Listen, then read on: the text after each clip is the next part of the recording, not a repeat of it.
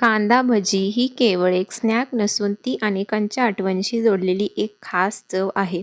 शाळेतून घरी परतल्यावर आईने केलेल्या गरमागरम भजी, गावी वाड्यावर पडणाऱ्या पावसात अंगणात बसून खाल्लेल्या कांदा भजी किंवा मित्रमंडळींसोबत गप्पा मारत मारत खाल्लेला हा खमंग स्वाद, हे सगळं या एका साध्या पदार्थाशी जोडलेलं आहे.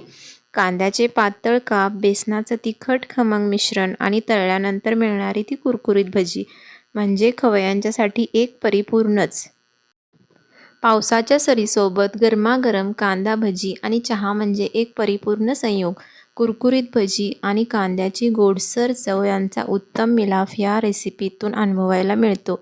ही रेसिपी बनवायला सोपी असून अगदी कमी साहित्य वापरून घरच्या घरी सहज तयार करता येते. चला तर मग आपण रेसिपीला सुरुवात करूया. इथे आता आपल्याला काय करायचं आहे, जेवढा आपण भजी बनवणार आहे तेवढा आपल्याला कांदा कट करून घ्यायचा आहे. पण कांदा कट करताना असा उभा कांदा कट न करता आपल्याला आडवा कांदा कट करायचा आहे. याच्यामुळे काय होतं की आपल्याला कांदा जे आपण कट करतो ते कट केल्यानंतर आपल्याला असे मोठे मोठे काप मिळतात आणि भजीसुद्धा आपली चांगली होते. इथे आता मी भरपूर अशा प्रमाणात अशाच पद्धतीने कांदा मी कट करून घेतलेला आहे. आता ह्या कट केलेल्या कांद्याला आपल्याला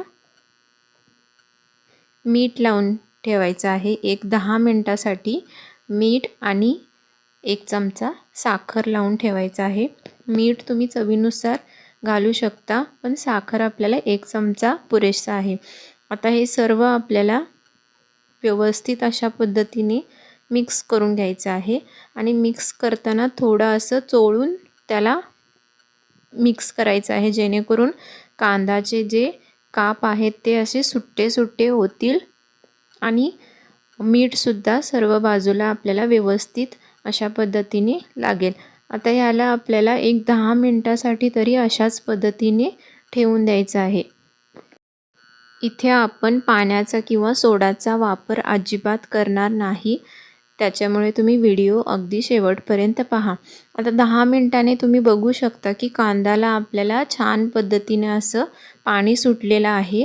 आता जेवढे आपल्याला कांद्याला पाणी सुटतं तेवढ्याच ह्याच्यामध्ये आपल्याला बेसन पीठ घालायचं आहे.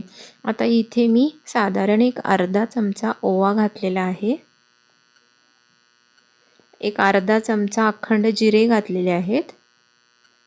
अर्धा चमचा कलरसाठी आपल्याला हळद घालायचं आहे. बारीक चिरलेली कोथिंबीर अगदी थोडी घालायची आहे, जास्त कोथिंबीर घालायची नाही, भजी आपली मऊ पडण्याची शक्यता असते. एक चिमूटभर हिंग पावडर घालायचं आहे. लाल तिखट तुम्ही तुमच्या आवडीनुसार टेस्टनुसार घालू शकता किंवा तुम्ही लाल तिखटऐवजी मिरचीसुद्धा वापरू शकता. आता हे सर्व आपल्याला एकत्रित चांगलं मिक्स करून घ्यायचं आहे.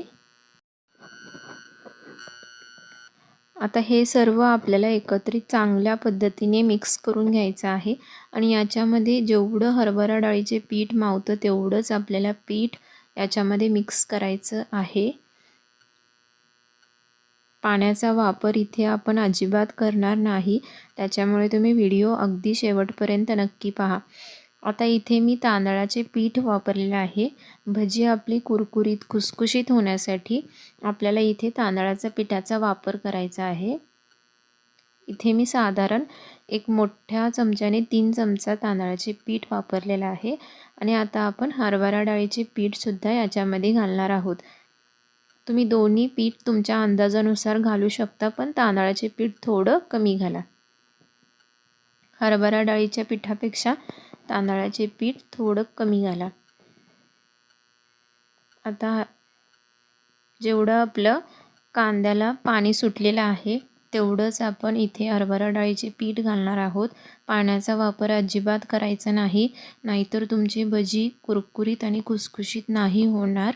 त्याच्यामुळे तुम्ही व्हिडिओ अगदी शेवटपर्यंत पहा की जेवढं मी पीठ मिक्स केलेलं आहे तेवढं जर तुम्ही पीठ मिक्स करून भजी केला तर तुमची भजी खूप कुरकुरीत आणि खुसखुशीत होतील.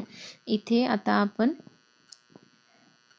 सोड्याचा वापर करणार नाही, त्याच्यामुळे इथे मी गरम तेल 2 चमचा एक मोठ्या चमच्याने गरम करून तेल याच्यामध्ये घालायचं आहे आणि परत एकदा आपल्याला व्यवस्थित चांगल्या पद्धतीने मिक्स करून घ्यायचं आहे. तुम्ही बघू शकता मी पीठ एवढंच वापरलेलं आहे. कांद्याला चिकटेल इतपतच आपल्याला पीठ याच्यामध्ये वापरायचं आहे आणि अशा पद्धतीने दाबून दाबून त्याला प्रेस करून त्याला व्यवस्थित अशा पद्धतीने मिक्स करायचं आहे. याच्यापेक्षा जास्त पीठ घातला तर तुमचे भजी घट्टसुद्धा होतील आणि कुरकुरीतसुद्धा नाही होणार. अशा पद्धतीने आपल्याला पीठ तयार करून घ्यायचं आहे. जास्त पातळसुद्धा नाही आणि घट्टसुद्धा नाही पीठ. आता इथे आपण भजी तळण्यासाठी घेऊयात. त्याच्यासाठी तेल आपलं गरम झालेलं आहे आणि भजी सोडतानासुद्धा अशा हलक्या हाताने आपल्याला सोडायचे आहेत. असं घट्ट असं भजी नाही घ्यायचं. असं हलक्या हलक्या हातानेच आपल्याला भजी सोडून द्यायचं आहे.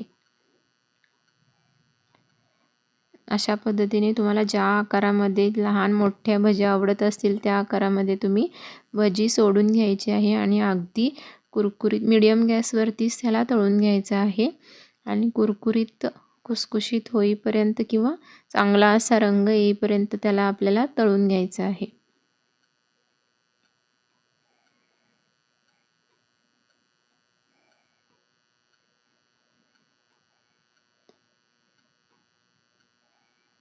पाण्याचा वापर न केल्यामुळे इथे आपले भजी कुरकुरीत होतात. त्याच्यामुळे पाण्याचा वापर अजिबात आपल्याला भजीमध्ये करायचा नाही.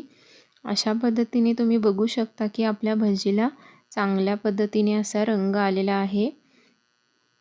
आता आपण ही भजी काढून घ्यायची आहे आणि गरमागरम चहासोबत भजी तुम्ही खाऊ शकता.